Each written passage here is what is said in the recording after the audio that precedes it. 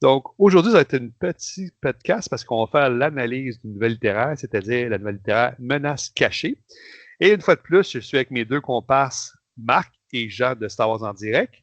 Jean, c'est là que tu peux montrer ton logo pour faire plaisir à Danny. Ah, c'est le même t-shirt, tu vois, pour ceux qui. Ouais. Non. On dirait que tu as le même t-shirt que le dernier Non, enregistrement. ouais. Ah ouais, non, mais Jean, Marc, on dirait que tu as la même chemise, c'est bizarre. Euh, donc, c'est ça. Donc, comme d'habitude, avant de se plonger, on va prendre le temps de saluer Dominique de Star Wars en direct, qui fait des très bonnes vidéos sur les objets de collection, les sabres, les casques et les bustes. On va laisser Jean nous parler de Star Wars en direct pour ceux qui ne connaîtraient pas ça. Quoi, ça serait surprenant parce que ça fait quasiment 25 ans qu'ils font des eh podcasts. oui, 25 ans déjà. Ben, Star Wars en direct, toujours pareil, toujours des podcasts passionnants et passionnés sur l'univers Star Wars en général, donc littérature, mais pas que. Voilà, sur les séries, sur des films, sur des collections, sur des jeux vidéo, sur tout ce que là, voilà, ben, tu me diras, cette émission, elle est enregistrée bien après Noël, enfin, elle sera diffusée bien après Noël, mais elle est enregistrée juste avant. Et on avait une émission justement spéciale Noël. Ce sera un petit peu tard pour les achats maintenant, mais, mais voilà, c'est le genre d'émission qu'on fait de temps en temps. Des émissions thématiques aussi de temps en temps. Donc voilà, Des Star Wars en entrevues direct. aussi. C'est vrai, des entrevues, là, en fin d'année dernière, 2025, on a eu, donc, c'est pas évident de se projeter dans le Il y a futur. longtemps. On a eu, on a eu une superbe entrevue, sûrement, parce qu'elle n'est toujours pas diffusée au moment où on enregistre, de Sylvain qui s'est entretenu avec, tu vas en parler sûrement après, mais avec Lucie Gallio de chez Pocket, justement, pour Ah, la discuter de la chanceux. sortie, pour discuter de la sortie du roman qui est sorti en fin d'année dernière aussi, en France, Le Dernier Ordre de Kwame OK. Mbalia. Donc voilà. Et sinon, ça revient en direct les dernières émissions qu'on a. Donc je sais pas encore une fois quand est-ce qu'on sera diffusé, mais disons que là, on est sûr d'avoir enregistré le Master of Evil, le fameux roman sur Dark Vador qui est sorti en fin d'année dernière. Voilà. Un roman sur canon sur Dark Vador, ce qui n'était pas arrivé depuis un petit moment déjà. Dark Vador, on le connaissait souvent en comics, mais en roman, depuis. Depuis les quoi? C'est Lord of the Sith là, de Kemp là, de 2015. Ça date déjà. Ça faisait 10 ans qu'on n'avait pas eu de roman de Dark Vador, donc ça fait plaisir. Ah, puis la page Non, mais couverture est superbe, hein, sérieux, là. Ah ouais. J'ai vraiment aimé. C'est un Français, l'artiste. Ben, écoutez Ah l'émission oui? Star Wars en direct. Voilà. On vous Oui. dévoile tout sur l'émission de Star Wars en direct, Master of Evil. Et puis on parlera de l'artiste Et tu français dis on qui a. dévoile tout. Vu que ça va être diffusé au mois d'avril, ça veut dire on vous a tout On dévoilé. vous a Vous tout pourrez dévoilé, voir. effectivement. Marc, vas-y, tu allais dire quelque chose? non, pas. Et il va sûrement avoir un épisode sur un roman qu'on n'est même pas encore au courant qu'il va sortir. Oui, c'est C'est vrai. clair. C'est sûrement vrai. Ouais, ouais. Euh, donc c'est ça. Fait que, ben là, on va passer à la phase, à la partie de description technique par notre spécialiste Marc. Vas-y, on t'écoute. Parfait. Donc, on parle de la nouvelle menace cachée qui s'appelle Hidden Danger en version originale anglaise. La nouvelle, comme les autres, ont été faites en deux parties dans Star Wars Insider 203 et 204, sorti le 22 juin et le 10 août 2021 en version originale. C'est la troisième nouvelle de la série Le Flambeau. On disait 3 nouvelles, mais dans le fond, il y a 5 nouvelles de cette Oui. série. Et pour une raison qu'on ignore, elle n'a jamais été publiée officiellement en français, contrairement aux deux premières. Est-ce que c'est un oubli? On ne sait pas, c'est un mystère. Pourtant, pratiquement toute la Haute République a été priorisée Mhm. par Oui. Panini et par les éditeurs français, mais ces nouvelles-là ont été oubliées. On peut en parler, mais c'est vrai que c'est une nouvelle qui a été diffusée, qui a été publiée bien plus tard. Et comme on leur a une préquelle au roman de Cavan Scott, on était en plein dans la vague 2 de la phase 1. Donc j'imagine que les équipes de Pocket étaient ultra occupées à traduire des romans là, en pagaille. Ouais, qu'ils ont laissé les nouvelles non traduites, je sais pas. C'est un truc à demander à Lucille, encore une fois. Oui, oui. Et cette nouvelle-là est en 231 avant Bataille de Yavin, donc un peu plus tard.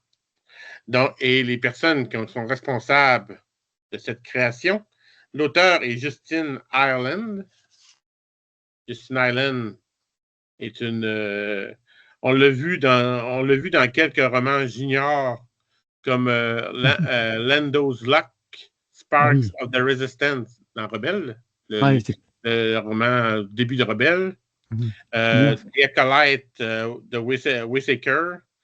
Puis elle travaille aussi sur plusieurs productions dans la Haute République, autant en roman qu'en BD qu'en manga. Ouais, et comme les deux premiers auteurs, Kevin Scott et Charles Soule, elle fait partie des 5 auteurs qui ont participé à la création de l'univers de la Haute République. Et l'illustrateur, comme les 2 autres nouvelles, est Louis de Martini, spécialisé dans l'univers Star Trek. Et cette fois-là, il n'y aura pas de traductrice parce que il n'y a pas eu de traduit.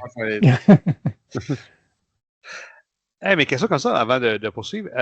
Justin ou Justina Ireland, c'est ça? Yes. Justin Ireland.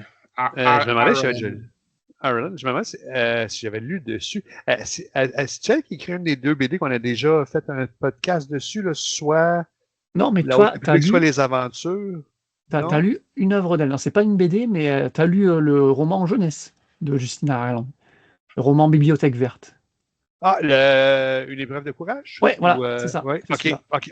C'est bon. Oui, j'avais bien aimé, justement. Oui, OK, c'est bon. Fait que j'ai déjà lu d'elle. Parfait. Alors, l'ami Jean qui a tout le temps des petites infos à ajouter, tu l'as-tu rebondir sur ce que Marc... encore une fois, Justin Ireland, on le verra tout le long de la revue de la Haute République. C'est une autrice, comme elle fait passer des 5 piliers des auteurs-autrices qui participent avec il y a plus Claudia Gray et Daniel Roseholder, qu'on n'aura pas nommé avec les nouvelles. Mais ouais, Justin Ireland qui a fait deux des nouvelles tu parlais du recueil là. Donc ça, c'est les nouvelles qui sont toutes regroupées dans le recueil Starlight Stories, disponible qu'en VO malheureusement et même pas à l'audio. Et Justin Ireland en aura fait 2, si je dis pas de bêtises, dont Ce Menace Cachée et une suivante. Et Cavan Scott en a fait 2 et Charles Soule en a fait 1. Donc voilà, ça fait 5 nouvelles dans le recueil. Et c'est rigolo ce recueil-là, parce que tu as 5 nouvelles, donc c'est pas bien long. Donc pour compenser un petit peu le trop faible nombre de pages en VO, ils ont complété le recueil d'interviews. Donc tu as plein d'interviews, notamment de personnes qui ont participé à l'Insider. C'est des collaborateurs du magazine Star Wars Insider qui ont des petites interviews comme ça qui viennent compléter ce recueil de nouvelles que malheureusement on n'a pas en français. C'était ma prochaine question. Ça s'appelle Starlight Stories. C'est ça. Peut-être que notre ami Francis un jour le traduira bénévolement, comme il a fait pour le 2e recueil. Oui, c'était vraiment très sympathique de sa part. Là. Ça nous permet de lire de très, très bonnes nouvelles. Okay. Donc, c'était la partie description technique. Donc, maintenant, on va aviser nos auditeurs qu'on va tomber dans la partie spoiler, car notre spécialiste des résumés avec spoiler, qui se sous-estime, qui dit que non, il n'est pas bon, mais c'est pas vrai, il est très bon, va faire. À toi la parole, Jean. OK, vous allez juger, on va essayer. Donc, là, on l'a dit chronologiquement, on se passe un peu avant la République Fer de Valo. C'est quoi le titre français de la République Fer? La foire. La foire, voilà. La foire de la République de Valo, qu'on aura dans le roman de Cavan Scott, donc L'Orage gronde, qui est donc la vague 2 de la phase 1 de la Haute République. Vous suivez encore là? Ça va? Donc on se passe un petit peu avant ça. Oui. Et donc, tu l'as dit Marc, on est 1 an environ après l'introduction de Velko Jahen et Gal Tarpfen, qu'on avait découvert déjà dans la nouvelle précédente de Cavan Scott. Et on est aussi après l'assaut des Drengir sur la station. Donc ça qu'on a lu et vu dans le comics La Haute République de Cavan Scott. On se rappelle, quand les Jedi ramenaient ce Hutt mort qu'ils avaient trouvé dans un vaisseau du clan Hutt, il était infecté par des Drengir, et les Drengir s'étaient échappés de son corps et avaient commencé à foutre le bazar dans la station. Donc on se passe après ça, parce qu'il y a des mentions de cet événement-là. Ouais. Et donc on va retrouver nos 2 héroïnes, Velko et Gal, donc toutes les 2 toujours sur le flambeau stellaire, qui tentent d'empêcher une bagarre générale. Petit flashback là, vite fait de la veille. Donc voilà, le roman, la nouvelle commence comme ça. Donc elles foncent, vraiment une urgence, et puis bam, le chapitre ou le paragraphe suivant, c'est ce qui s'est passé la veille pour en arriver à cette situation-là. Oui, Et donc la exactement. veille, voilà. On voit donc l'organisation de la réunion annuelle de l'Alliance agricole galactique par notamment Velco, et c'est elle qui organise tout ça. Toujours une grande professionnelle, Velco. Elle va s'assurer que tout sera parfaitement organisé pour l'événement. Elle va aussi remarquer une jeune fille là, qui transporte un grand pot de vigne. Bizarre, parce qu'évidemment, dans la salle à manger, là où tous les membres de l'Alliance agricole, ils ont foutu plein de plantes, vu que c'est des scientifiques et des universitaires qui sont branchés, tout ce qui est agricole, tout ce qui est plantes et tout ça, végétal. Et donc, elle voit donc cette jeune fille qui transporte un grand pot de vigne. Alors nous, évidemment, on est lecteurs, on est un petit peu omniscient, et Velko l'est aussi un petit peu, dans l'univers, in-universe d'ailleurs. On pense tous au Drengir. On se dit, ah, elle Oui. est en train d'introduire un Drengir là, et ça va être le bazar. Mais on va voir que la fille va se présenter à Velko, et que c'est une jeune fille très sympathique, du nom de Avon Starros. Voilà. Donc là encore, si vous avez lu l'épreuve de courage de Justin Harland, vous connaissez un petit peu qui est ce personnage d'Avon Starros, et c'est en aucun cas un personnage, un antagoniste ou quelque chose. Non, c'est quelqu'un de très, c'est quelqu'un de très bon. C'est un gentil. Ouais. Et donc, Velko va rejoindre Gal au centre administratif. Les deux vont spotter une bagarre entre un Itorien et un Amani. Et Gal va les immobiliser avec un espèce comment on appelle ça, de rayon paralysant, de rayon, comment on appelle ça? Sur Blaster, Ouais, tu le as deux rayon modes. présent, oui, c'est Le le rayon même paralysant. rayon présent qu'on voit dans Un Nouvel Espoir quand Voilà. Léa se fait assommer. Là. Exactement. Donc voilà. Donc elle va immobiliser les deux, donc l'Itorien et la Manie. Ils vont être transportés au centre médical. Peu après ça, Estella Marou va annoncer qu'une émeute se déroule dans la salle à manger, là où Avan avait transporté des vignes. Donc évidemment, Velko va penser au Drengir, nous aussi d'ailleurs.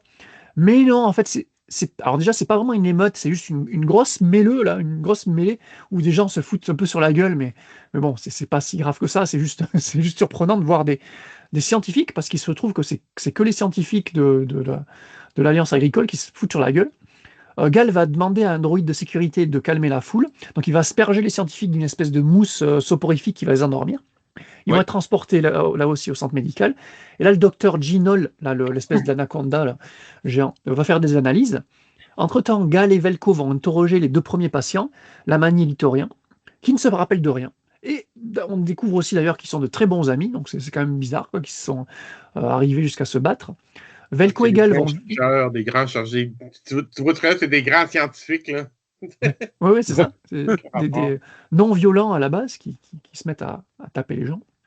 Velko et Gal vont vite faire le lien avec la fameuse vigne apportée par Avan Staros, qui a bien grandi depuis la veille. La vigne, pas Avan Staros. Staros doit avoir toujours la même taille, mais la vigne, elle a bien grandi, les fleurs ont bourgeonné, tout ça. Excuse-moi, j'ai Et pigé ta blague. oui, c'est en fait en lisant ce que j'avais écrit, je me suis dit, attends, ça peut porter à confusion, mais OK. qui a bien grandi, c'est la plante, Et effectivement. non Avon. Et non, Avon.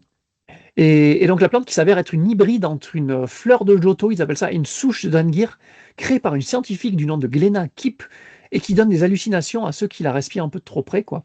Et Velko va d'ailleurs en faire l'expérience, parce qu'elle va avoir une hallucination, elle va voir des Drengir, puis elle va se retrouver durant la guerre civile de Soika, et va revivre un petit peu la mort de sa capitaine lors de la bataille de la guerre civile de Soika.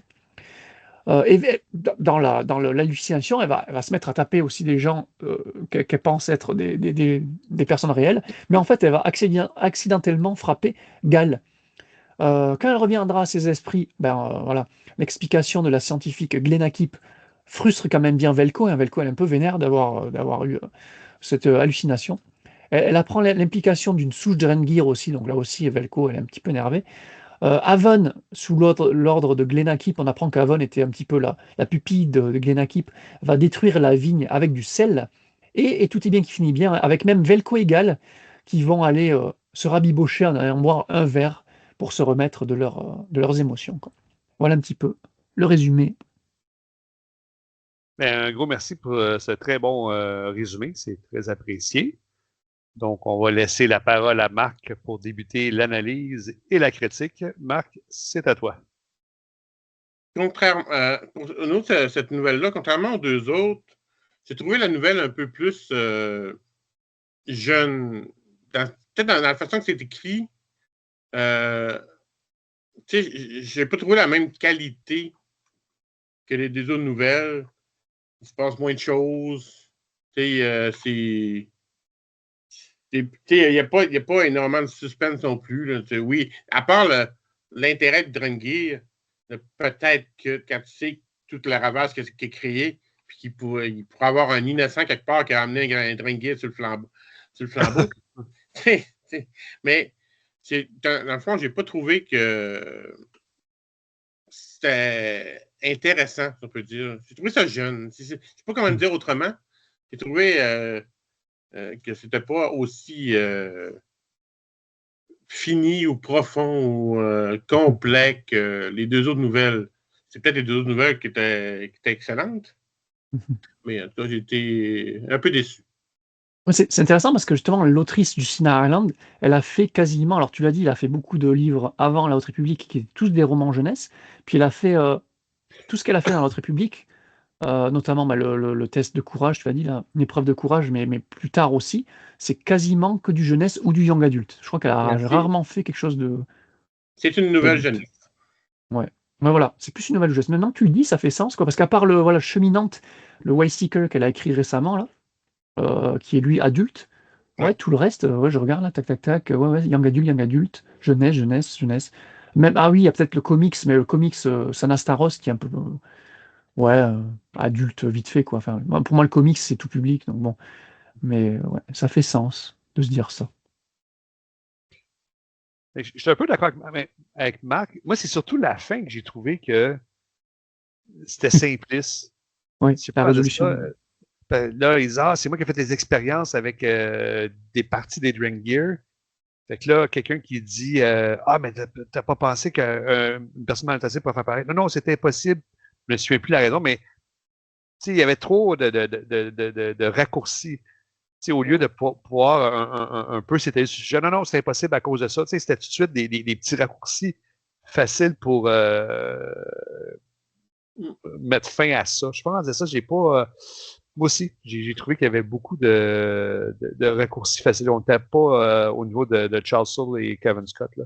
Je ne sais pas si tu as continué là-dessus, Jean. Là. Non, pour rebondir un petit peu sur ce que tu disais, j'ai quand même bien apprécié la lecture de cette nouvelle-là.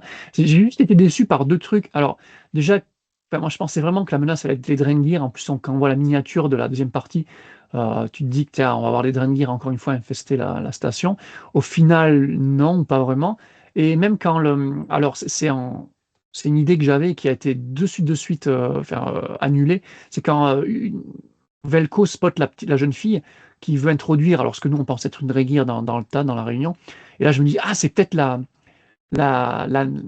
je vais pas dire qui c'est exactement, mais Nan. Tu te rappelles de Nan, c'est une personnage du roman de Claudia Gray là, qui s'appelle Oui. En pleine ténèbres. En pleine ténèbres, oui. Voilà. La Nihil, oui. Ah voilà, on y va, on y va donc. Donc c'est une île, mais qu'on pense pas être une île à la base. Et je me dis, il y aura le même genre de personnage, ou encore mieux, ça aurait été elle.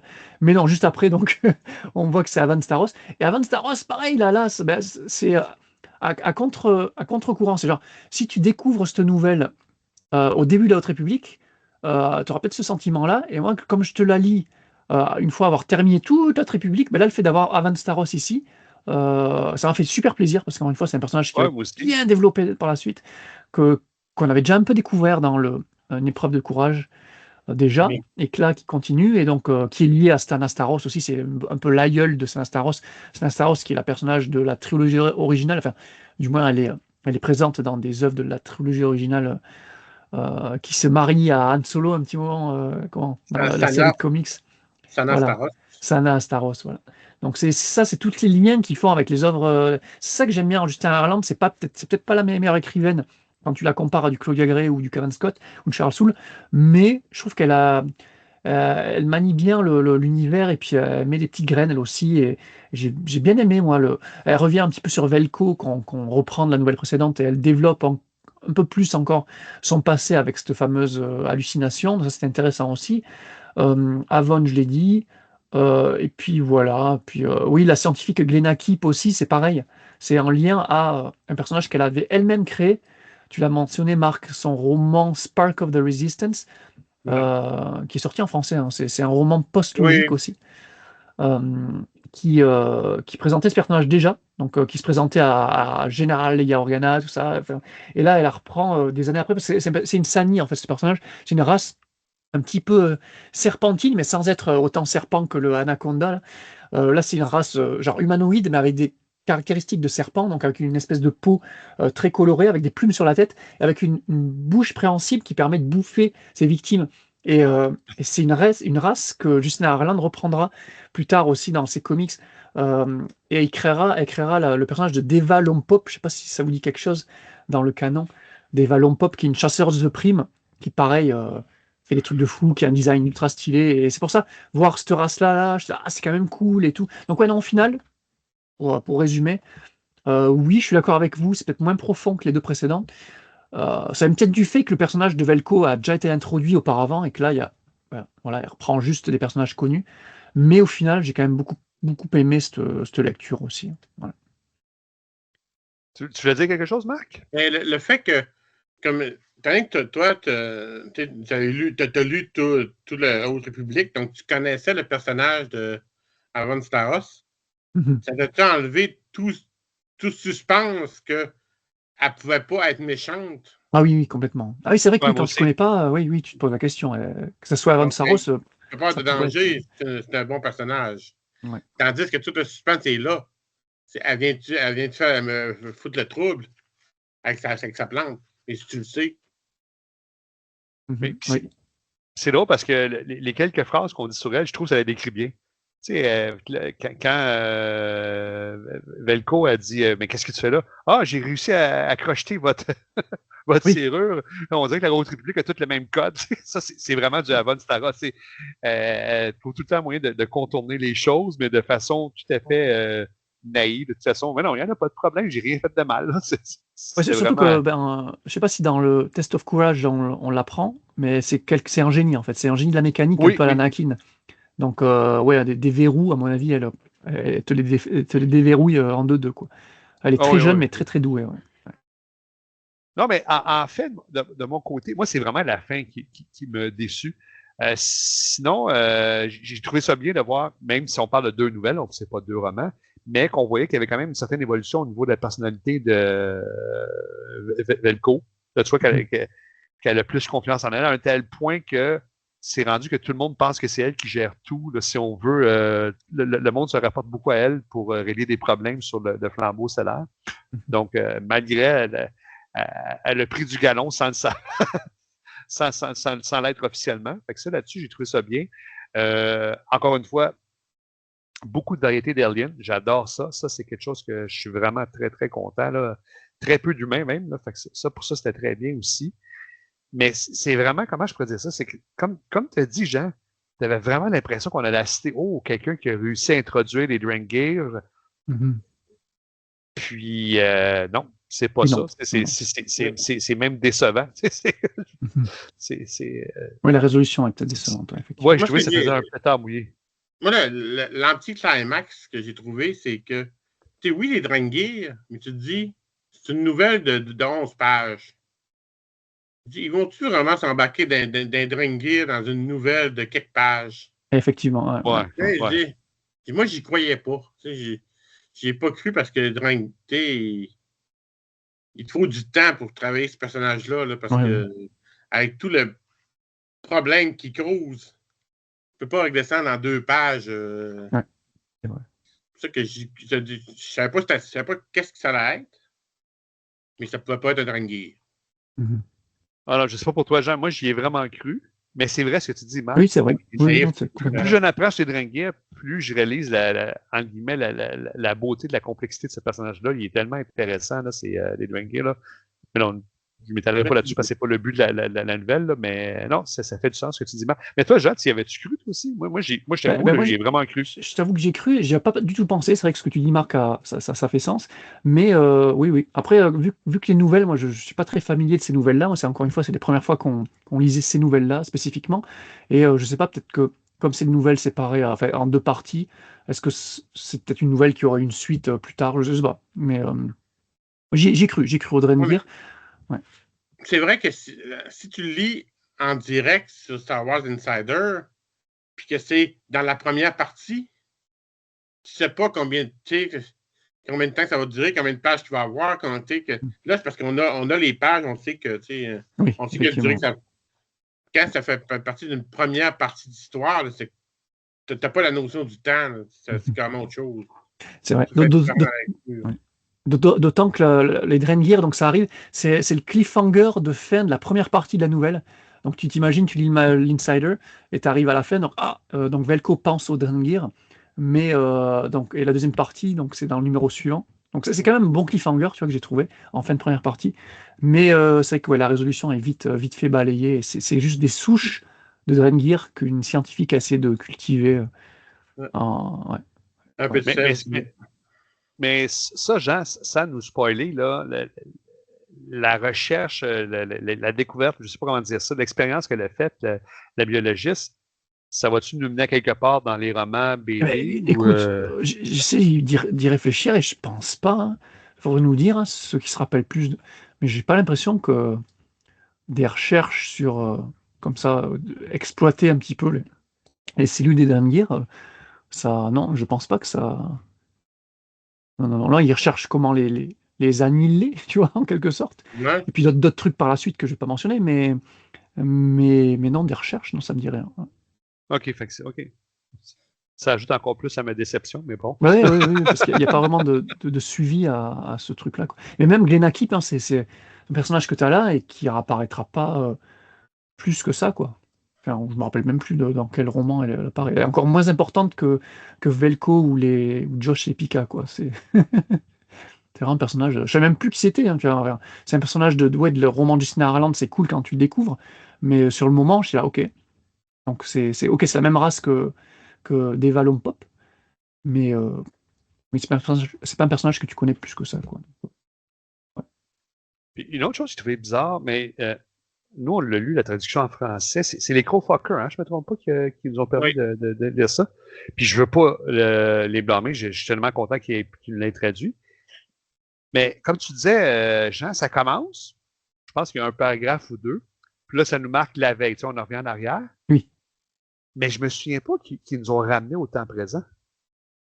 Je sais pas si dans la traduction que c'est autonomie, mais encore là, je ne veux pas blâmer Crowfucker, je suis tellement Non, content mais que. je pense qu'on passe à travers.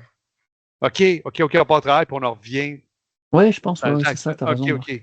OK, je vois. En fait, quand on revient à l'émeute principale, quand c'est Marou qui annonce à tout le monde, ah, l'émeute, là, on est revenu au présent, donc on imagine qu'il y a un petit temps qui se passe entre l'histoire de l'Itorien et l'Amani. Là, c'était intéressant aussi d'avoir un Itorien, un Amari. Alors, Itorien, on sait un peu à quoi ça ressemble, mais Amani, c'est une race, j'avais aucune idée si tu n'avais pas la. Je sais pas si Claude aura la gentillesse de mettre l'illustration de la nouvelle, où on voit à quoi ça ressemble un Amani. C'est une espèce d'alien énorme, là, une espèce de plante plate, là, c'est trop bizarre. Et c'est une race de l'épisode 4, non, de l'épisode 6, si je ne dis pas de bêtises. Dans la cantina, dans le palais de Jabba, voilà. Dans le fond, tu as un Amani. Curiosité. Ouais. C'est une race. C'est sûr là, que. Ah, ben oui.